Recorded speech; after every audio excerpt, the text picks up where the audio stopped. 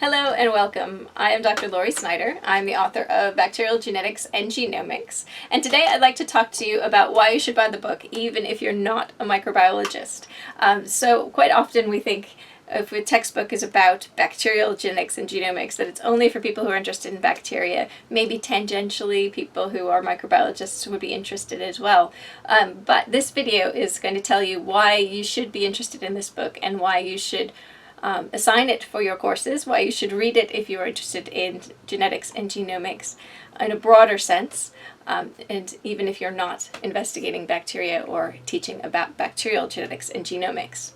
And that is because bacteria really are the origin of how we know about genetics and genomics and the things that we are studying today. So I'm going to read to you an excerpt from the book. So this is quite in the middle of the book.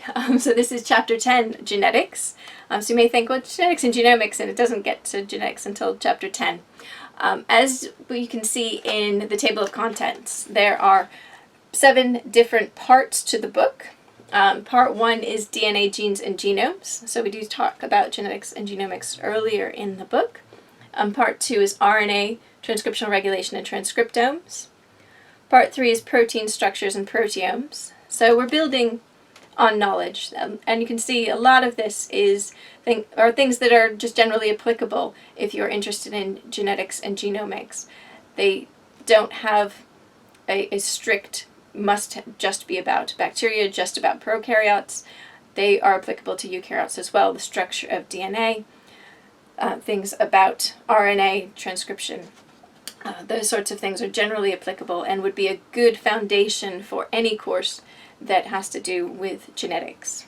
Part 4 is genetics, genomics, and bioinformatics, and that's where we get to chapter 10, genetics, and that's where I'm going to read this excerpt to you. So the topic of this paragraph is bacterial genetics is the cornerstone of all genetics. The key roles that bacterial experiments have played in the history of genetic research emphasize the contribution of bacterial genetics to our overall understanding of genetics today. The influence of bacterial genetic research on the field of genetics in general continues in the research that is being done currently.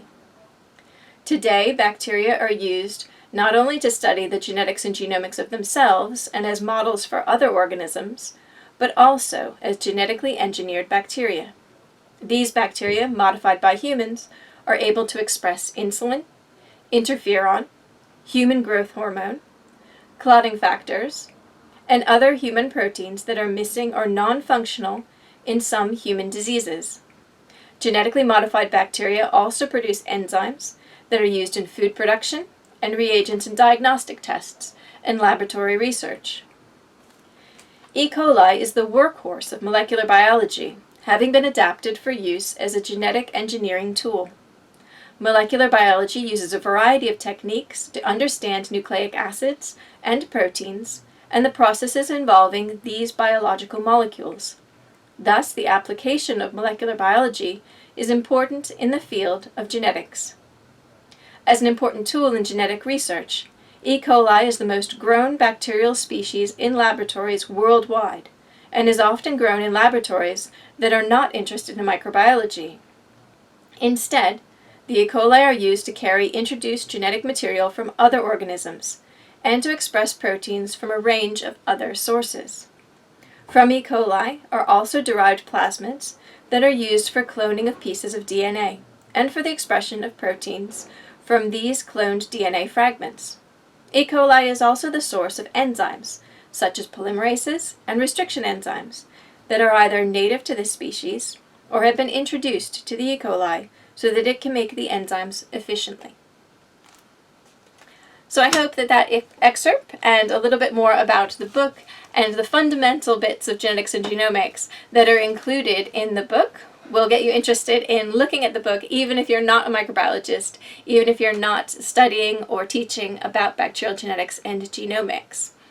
So as I mentioned, there are 7 parts to the book, divided into 21 chapters. Each chapter has some key points at the end that summarize the chapter. Each chapter at the end also has 3 parts that challenge your learning. So there's some keywords, which are the glossary terms that are introduced in each chapter. There's some short answer questions that ask specifically about the learning from the chapter. And then there's some more in-depth discussion questions that expand out from what's been learned about in the chapter. So please do like my video, subscribe to my channel. If you've got any questions, you can ask them in the comments and they might be featured in a future video. So thank you very much, and please do check out Bacterial Genetics and Genomics, CRC Press, Garland Science from Taylor and Francis.